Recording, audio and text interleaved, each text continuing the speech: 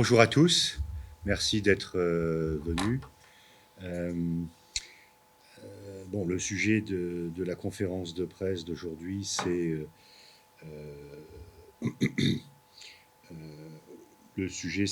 le problème de la convention fiscale euh, qui a été, qui a eu un avenant en 2019, l'application de la nouvelle convention entre la France et Luxembourg, qui pose un certain nombre de problèmes pour les frontaliers. On y reviendra en détail tout à l'heure. Je vais d'abord présenter les personnes qui sont autour de la table. Jacques Delecollecte, qui est le responsable politique au niveau de tous les frontaliers pour l'OGBL. Mon collègue Bernard Zanelli, qui est président de la section de Volmerange. À ma gauche, que je ne me trompe pas, à ma gauche, Jean-Marie Drobis, qui est président de la section de Thionville-Metz, sachant que l'OGBL a 3 sections en France. Une n'a pas pu être là aujourd'hui, donc il manque la section de Audun-le-Tiche, Villerue, Pays-Haut, pardon, pour être précis. Et puis, Frédéric Krier, qui est membre du bureau exécutif de l'OGBL, et je vais moi-même, Christian Simon-Lacroix, responsable des frontaliers français, et je vais laisser tout de suite la parole à Monsieur Krier pour vous expliquer déjà un petit peu le contexte général. Oui, merci Christian. On est là ici dans la maison pour la deuxième fois au Club de la Presse environ un mois. Je me rappelais, c'était il y a 3-4 semaines. Notre présidente Nora Bach est là et qui s'excuse d'ailleurs aussi pour aujourd'hui parce qu'elle est en vacances cette semaine. C'est une semaine de vacances scolaires au Luxembourg, donc elle profite après toutes les discussions des dernières semaines pour se reposer un peu. Mais elle disait ici que c'est assez rare qu'on vient jusqu'à Metz pour faire une conférence de presse, et donc c'est la deuxième environ un mois, parce que, comme Christian l'a dit, ce soir on aura une manifestation au sujet de la fiscalité des frontaliers françaises dans le contexte du renouvellement de la convention fiscale franco-luxembourgeoise ici à Metz même, sur la place de la Comédie juste en face. Mais je ne vais pas trop intervenir sur ce sujet. Je voulais, comme introduction, plutôt parler de l'importance en général des frontaliers pour le Grand-Duché du Luxembourg. Importance qu'on a vue en particulier aussi pendant la pandémie, où on a vraiment dû craindre que les frontières seraient fermées et que cela aurait engendré de grands problèmes pour pas mal de secteurs. Il faut savoir que désormais, 45% de la main-d'œuvre au Luxembourg sont des frontaliers, donc aussi bien de France, de Belgique et d'Allemagne. Ça correspond à un total de 212 900. Et c'est un chiffre qui s'est multiplié par 5 depuis 1999. Et même si on va plus loin, en 1960, il y avait moins de 4000 frontaliers. Et d'ailleurs, c'est à cette époque-là que déjà l'OGBL a commencé à organiser les frontaliers. Il y avait déjà une section des frontaliers belges dans les années 50 et les différentes sections des frontaliers français, d'abord à Volmerange, puis à Audun, se sont aussi mis en place dans les années 60 déjà. Donc c'est quand même aussi une longue histoire pour nous, et donc les frontaliers ont aussi une grande importance dans notre travail syndical. Donc sur ces 212 000 frontaliers, un peu plus que la moitié sont des frontaliers résidant en France. Fin 2020, il y en avait 107 868. Je suppose que maintenant on approche les 110 000. Et c'est un chiffre qui continue à croître. Donc, au total, les frontaliers français représentent 52% des frontaliers travaillant au Luxembourg et 22% de la main-d'œuvre générale. Ça se reflète un peu aussi dans nos rangs, même si la proportion est un peu moindre que la proportion dans dans la main-d'œuvre. Et on a entre 14 et 15 000 membres frontaliers français, ce qui correspond environ à un cinquième de nos membres, 20%. Et on les retrouve surtout dans des secteurs comme le commerce, les services administratifs, la construction, l'industrie manufacturière, le secteur santé, social. Et on voit aussi qu'il y a une double évolution en quelque sorte. On a des gens de plus en plus qualifiés, qui ont des académiques, mais aussi des gens non qualifiés plus bas à l'échelle. En fait, ce sont plutôt ceux entre les deux qui en proportion diminuent. Bon, on sait aussi que pour être frontalier, déjà on travaille plus longtemps au Luxembourg, mais on a aussi des heures de trajet assez longs. On a calculé il y a 2 ans dans un avis du Conseil économique et social luxembourgeois que pour un frontalier français moyen, il y a un trajet qui prend 54 minutes à l'aller et 54 minutes au retour. Donc c'est presque 2 heures chaque jour qui s'ajoutent à la journée de travail qui déjà en moyenne est plus élevée au Luxembourg. Donc ce qui attire quand même les gens au Luxembourg, c'est qu'il y a des conditions de rémunération particulièrement favorables. C'est un pôle d'attractivité économique pour toute la grande région, finalement. Ça dépend quand même des secteurs. Dans certains secteurs, les différences de salaire sont plus marginales. Mais on peut redire ça apporte quand même aussi des avantages pour les pays résidence, les frontaliers. Historiquement, le Luxembourg a été en quelque sorte l'amortisseur du chômage local dans ces régions-là, dans le contexte de la désindustrialisation, notamment dans les communes à faible densité d'emploi. On retrouve quand même une haute proportion de frontaliers, et même ça représente quand même aussi un retour en France en termes de pouvoir d'achat, puisque des études au Luxembourg ont montré que les frontaliers dépensaient quand même une assez mineure partie de leur pouvoir d'achat, de leurs revenus au Luxembourg même. Donc ça se limite à 17%, ce qui veut dire que 83% de leurs revenus est quand même pas dépensé au Luxembourg.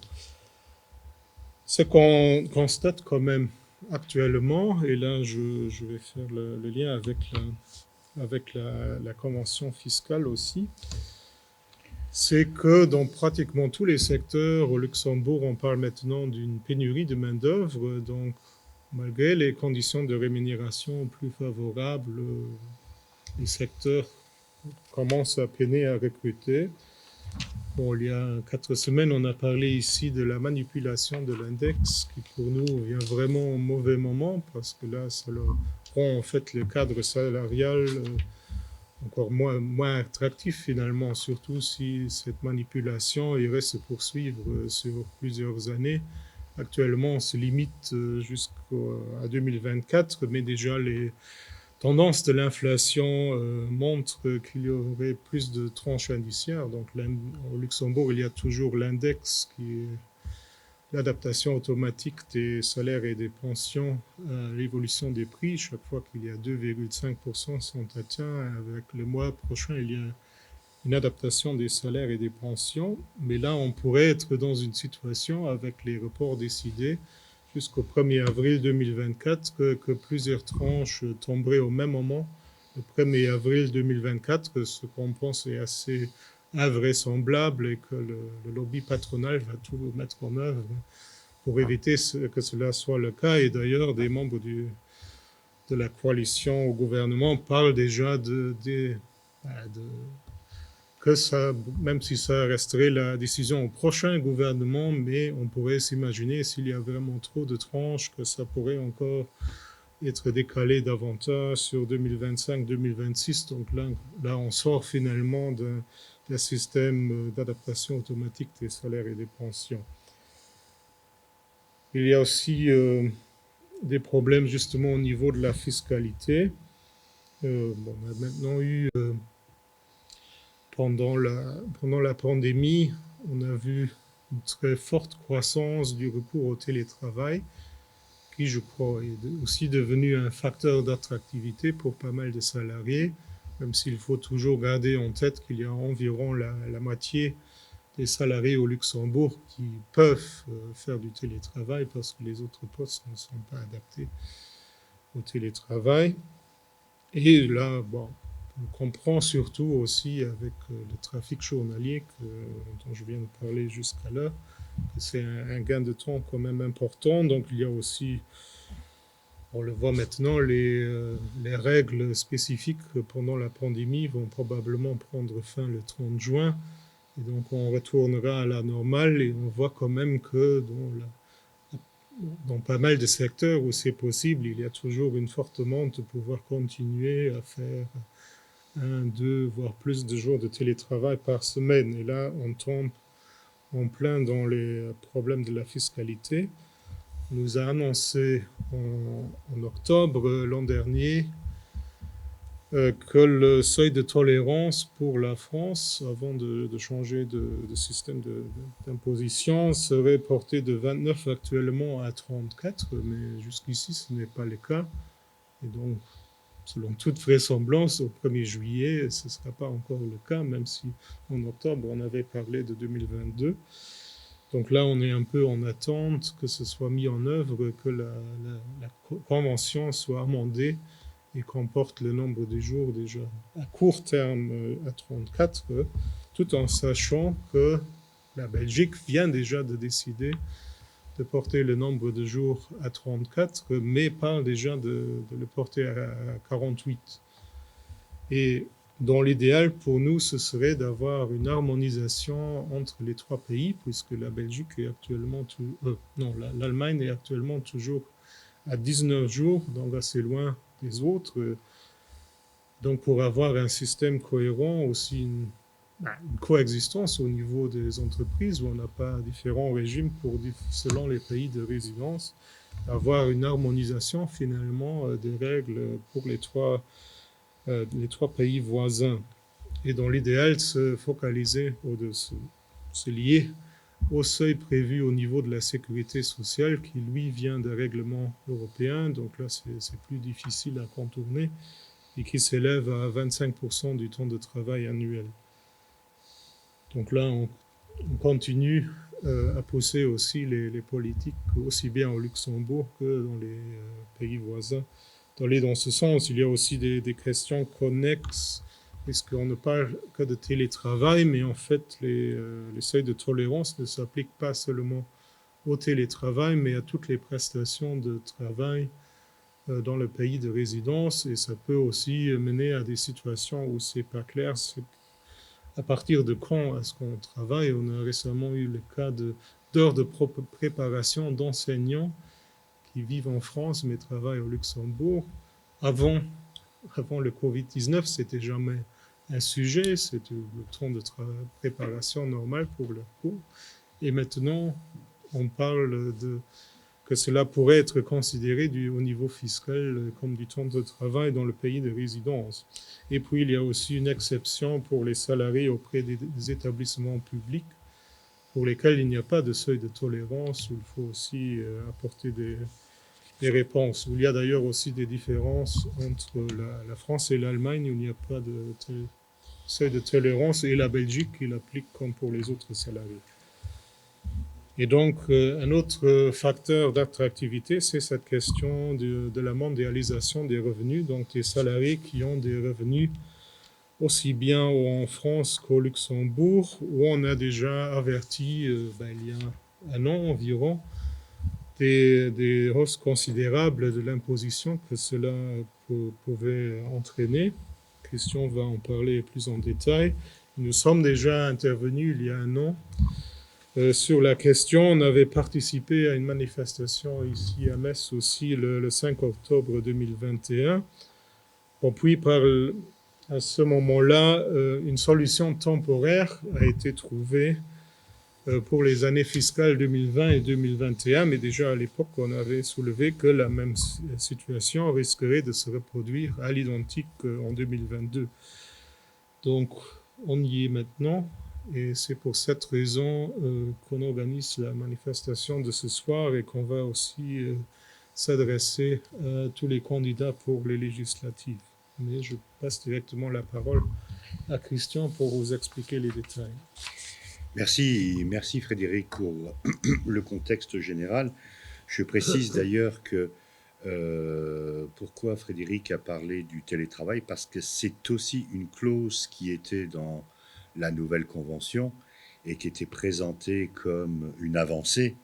Et en fait d'avancée, comme Frédéric l'a expliqué pour certains secteurs, euh, c'est un, c'est un vrai recul dans le sens où ça ne permet pas pour beaucoup de frontaliers, dans un contexte comme il a rappelé, où en moyenne un frontalier passe quasiment 2 heures par jour dans les transports. Vous connaissez la situation de saturation respectivement du système de l'infrastructure routière au Luxembourg, mais également autoroutier vis-à-vis des pays voisins. Et donc, effectivement, à l'époque, cette avancée ne permet pas de régler le problème général, ne permet pas pour les familles de frontaliers de concilier parfois la vie professionnelle et la vie personnelle. Ceux qui, on le verra d'ailleurs pour la Convention, ce qui implique également des difficultés supplémentaires au niveau fiscal, de la garde d'enfants et des seuils, etc., qui existent en France, puisque une augmentation mécanique du revenu déclaré en France impacte aussi un certain nombre de seuils, euh, je dirais, sociaux ou même fiscaux. Et donc, il y a, au-delà du fait mécanique de l'imposition directe, de l'augmentation de l'impôt direct, il y a quand même aussi pas mal d'effets indirects qui vont pénaliser aussi les frontaliers concernés.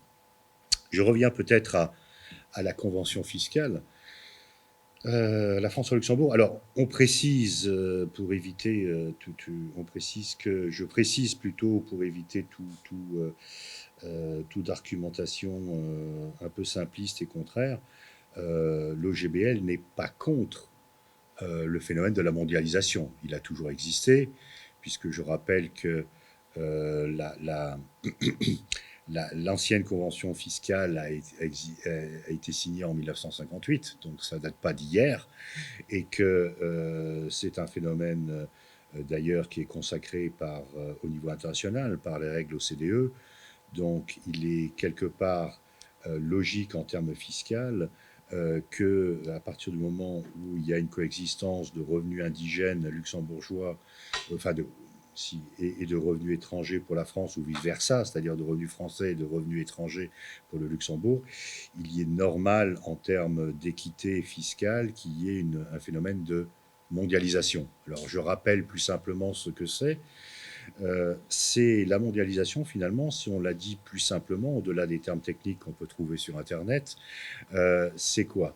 C'est finalement se dire, quand on a un revenu étranger qui est simplement pris en compte de manière isolée dans un pays étranger soumis à l'imposition et un impôt français qui serait, sans la mondialisation, qui serait simplement isolé au niveau français, la mondialisation permet une forme d'équité dans le sens où on sait très bien que les règles fiscales pour les revenus collectifs, ce qu'on peut appeler les ménages, ou les personnes qui ne sont pas forcément des ménages, mais qui ont dans leur structure de revenus des revenus à la fois français et à la fois étrangers, la méthode classique de l'imposition veut que le pourcentage d'imposition sur des barèmes progressifs qui existent à la fois en France et au Luxembourg, veut qu'on prend la totalisation, on regarde le pourcentage d'imposition pour appliquer sur le revenu total de l'entité ou du ménage.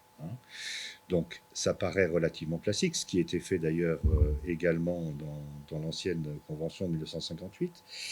Et donc c'est pas ça qu'on remet en cause. Ce qu'on remet en cause, c'est que lorsqu'il a été signé en 2018 et avec un avenant en 2019, la nouvelle convention fiscale franco-luxembourgeoise, qui, petite parenthèse d'ailleurs, le titre je pense, est un peu malvenu et malheureux, en tout cas pour les frontaliers, puisque Je rappelle que le titre de la convention, c'est, alors exactement, c'est, alors que je ne dise pas de bêtises, le titre, c'est éviter les doubles impositions et prévenir l'évasion et la fraude fiscale en matière d'impôt sur le revenu.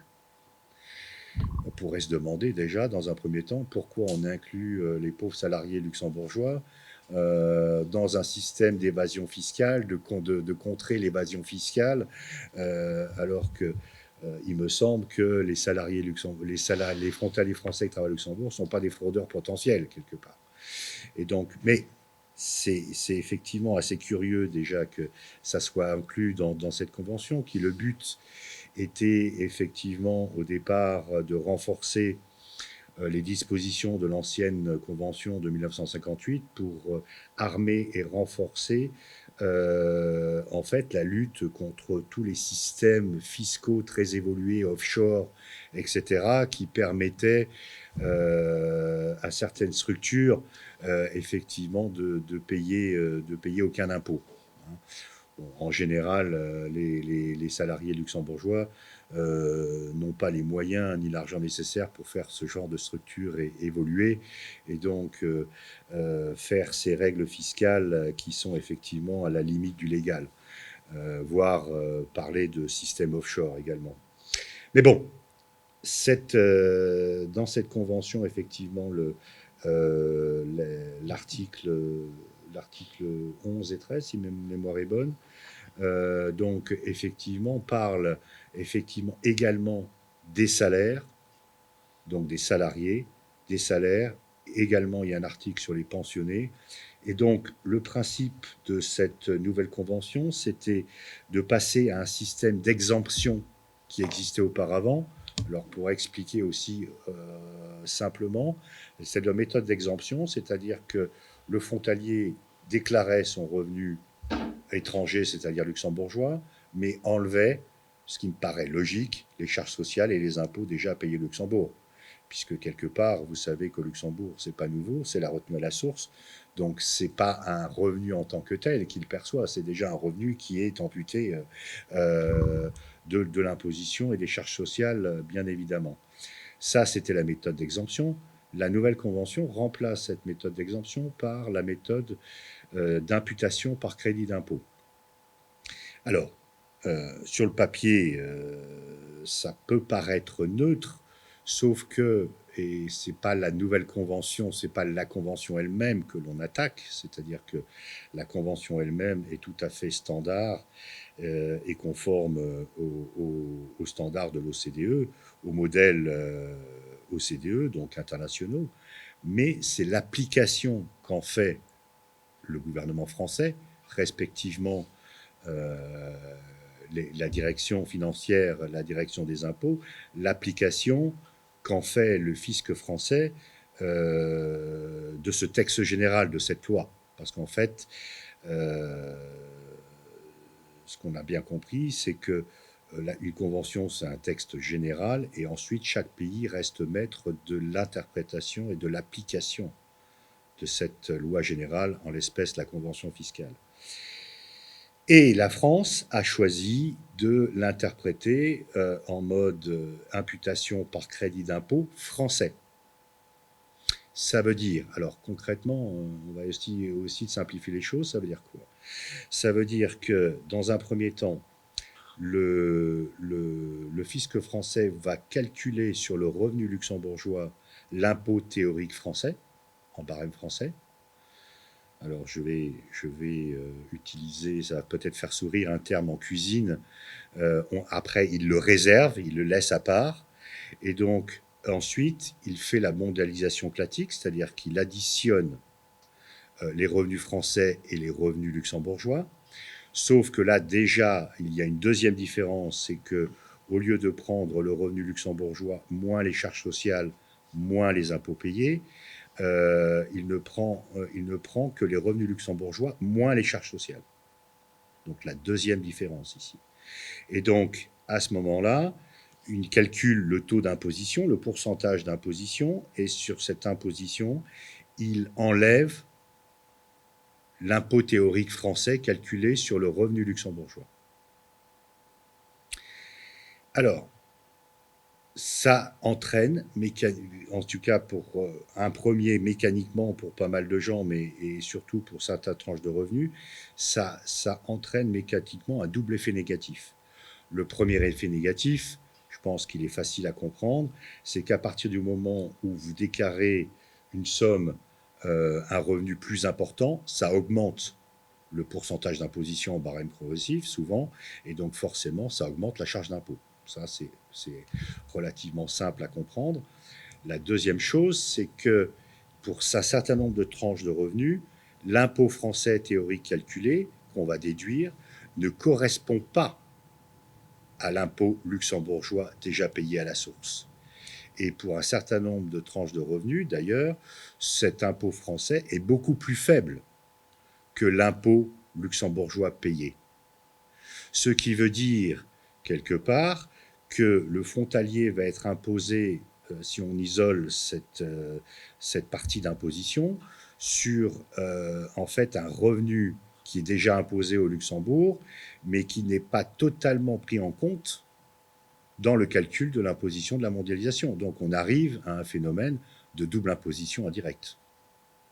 C'est ça que nous voulons mettre en exergue. Et alors malheureusement, je n'ai pas tout à fait les chiffres précis, mais on perçoit qu'à partir à peu près d'un revenu de 31 000 euros jusqu'à 75 000 euros à peu près, en fait, on est dans une situation où l'impôt français est plus faible que l'impôt luxembourgeois payé à cause de la différence de barème progressif entre la France et le Luxembourg. Et donc, et effectivement, donc ça veut dire que les frontaliers sont aussi doublement impactés par ça. Ce qui veut dire qu'en termes d'impôts à payer, c'est des augmentations qui vont de 300-400 euros jusqu'à parfois plus de 7 000 euros, ce qui est énorme. Alors ça, c'est l'effet mécanique, et je trouve que, et si je fais le lien avec pour faire le lien avec ce que Frédéric a dit tout à l'heure, on est quand même dans un contexte où effectivement, il y a parfois, compte tenu des difficultés, il l'a rappelé, mais je le rappelle, compte tenu du temps de travail différent entre la France et le Luxembourg, compte tenu aussi des temps de transport, on vient d'en parler, et donc si en plus on augmente la charge d'imposition des frontaliers français, on arrive à un problème, on peut se poser la question, un problème d'attractivité du marché luxembourgeois, qui est à mon sens aussi dommageable, non seulement pour le Luxembourg en termes de marché du travail, mais également pour la France, puisque quelque part, ça va aussi impacter le pouvoir d'achat des frontaliers. Et donc, Frédéric parlait de, si je me souviens bien, en moyenne 83% des revenus des frontaliers qui sont dépensés en France, ça va impacter aussi l'économie lorraine, indirectement. Et puis, en termes directs, vous savez qu'en France, les revenus déclarés ont des effets également sur les seuils sociaux, les allocations familiales, les bourses d'études, un certain nombre de choses. Je crois que les impôts locaux aussi peuvent être impactés. Les impôts locaux aussi peuvent être impactés. Donc ça veut dire que, au-delà de l'impact direct, il va y avoir aussi un tas de conséquences négatives qui vont aussi dégréver, en fait, le pouvoir d'achat disponible des frontaliers. Et donc, si on est dans un contexte où, comme Frédéric le parlait, où effectivement, dans certains secteurs, il manque de main-d'œuvre et ils sont obligés, de toute façon, depuis des années, de faire appel à la main-d'œuvre, entre guillemets, étrangère ou frontalière. Et si effectivement on a un manque de main-d'œuvre, avec toutes ces difficultés, on peut se poser la question pour les frontaliers, effectivement, est-ce que dans certains cas, c'est encore intéressant d'aller travailler au Luxembourg, ce qui va poser des problèmes aussi de ressources en termes de marché du travail pour le marché luxembourgeois. Alors, Frédéric a très justement parlé, puisque effectivement on parle de situation globale, mais Effectivement, je ne reviendrai pas sur la situation en termes d'index actuellement, mais vous voyez que effectivement tout ça, tous ces éléments-là assombrient en fait l'attractivité de Luxembourg, le pouvoir d'achat des frontaliers.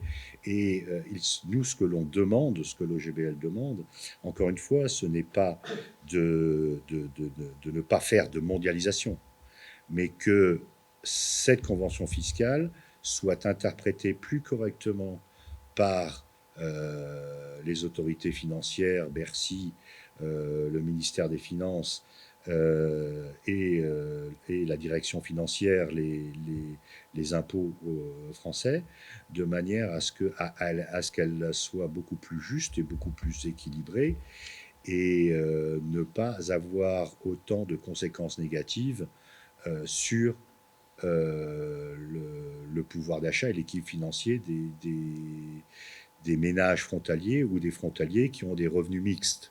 Petite remarque d'ailleurs à ce sujet, parce que on parle, si on voit, je vois beaucoup que l'on parle forcément des ménages, c'est-à-dire ceux qui ont des revenus mixtes, c'est-à-dire luxembourgeois et français, peu importe qui, mais il y a d'autres types de contribuables qui sont impactés. Je prends un exemple. Euh, un célibataire retraité qui a une retraite en France et au Luxembourg est impacté. Une veuve qui reçoit la pension de son mari, qui a forcément de survie de son mari, qui a forcément une retraite française et une retraite luxembourgeoise, est impactée. Donc vous voyez, ça, c'est beaucoup plus large que uniquement la notion de ménage collectif. Et alors, je ne connais pas les chiffres exacts, on va poser la question, puisque je ne travaille pas aux impôts français, c'est un peu difficile. Il y a eu même de la part de la direction financière en France, il y a eu un certain nombre de chiffres un peu larges qui ont été évoqués, mais les dernières estimations à l'intérieur de la direction financière parlaient entre 50 000 et 60 000 contribuables qui pourraient être potentiellement impactés. Donc c'est quand même énorme. Et c'est pas, comme on disait au début, oh, ça va concerner une quinzaine de pourcents de frontaliers à la marge.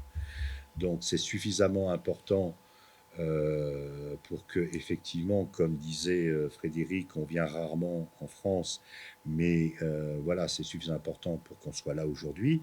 C'est un sujet suffisamment important aussi pour le futur, pour que, effectivement, on fasse un rassemblement de manière symbolique aujourd'hui.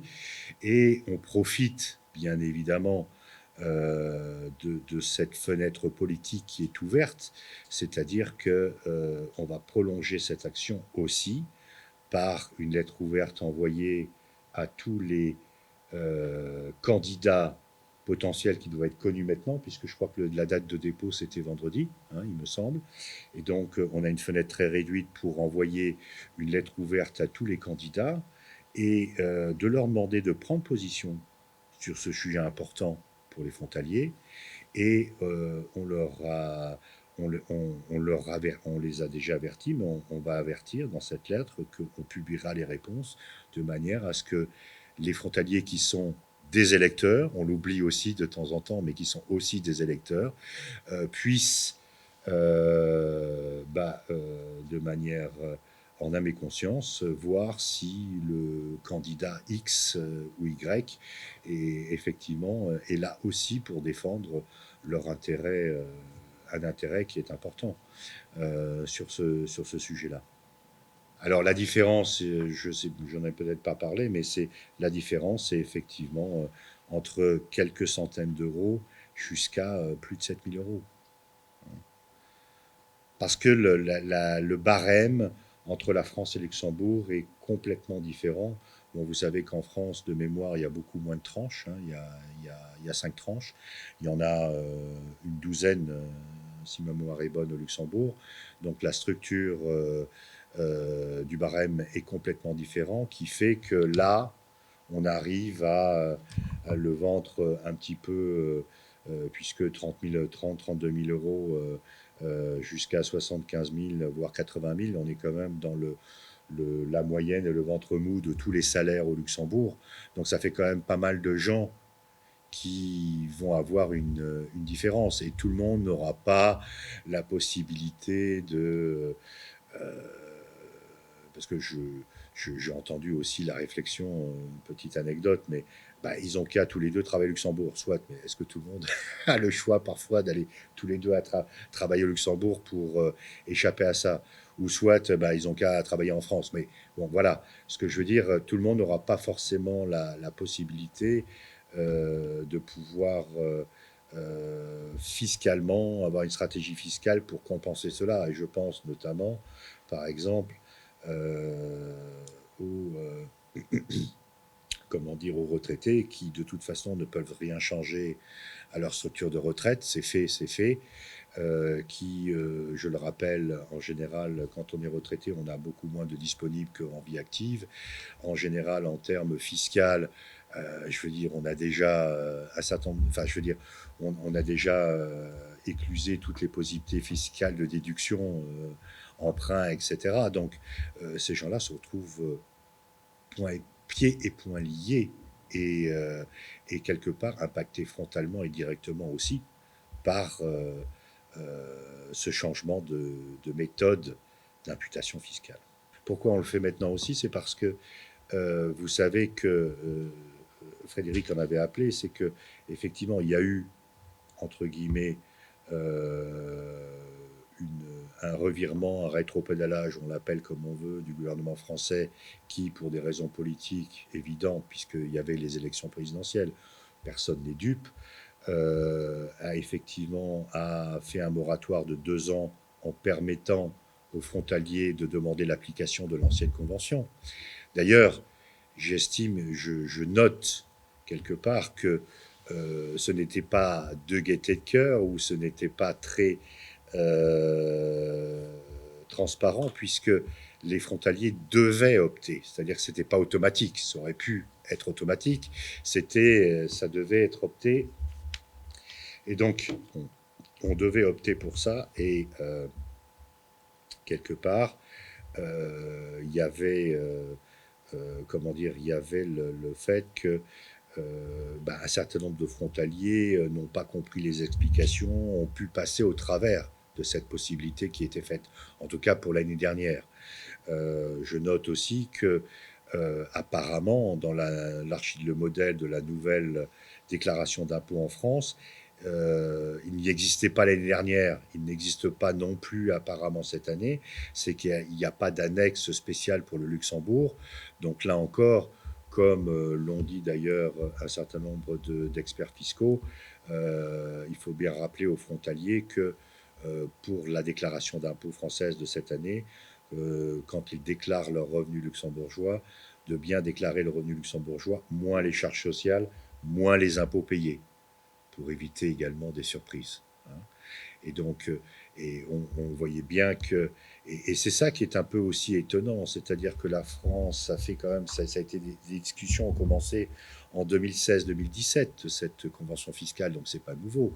Et qu'il y a eu une signature d'un avenant, une mise en place d'une convention fiscale, et il n'y a eu aucune étude d'impact qui a été faite. Et je rappelle que l'année dernière, alors que la convention a été signée en 2019, donc c'était pas récent, les impôts français étaient incapables de faire une simulation, alors qu'elle était faite habituellement. Et donc, ils n'avaient aucune idée de la surprise négative qui allait les attendre. C'est pour ça qu'il y a eu un émoi, d'ailleurs, en septembre-octobre, au moment où les déclarations françaises ont été retraitées et reçues. C'est pour ça que ça fait tellement d'émoi. Donc, vous voyez que quelque part, on demande aussi au gouvernement français, respectivement au ministère des Finances, cette fois-ci de faire, comme ils l'ont promis dans leur communiqué en octobre, de prendre les choses sérieusement, de faire une étude d'impact qu'ils peuvent faire maintenant, puisqu'ils ont les exemples, et qu'il y ait une étude d'impact et que ça soit soumis au Parlement pour un vote clair là-dessus, pour un changement de méthode d'imputation fiscale.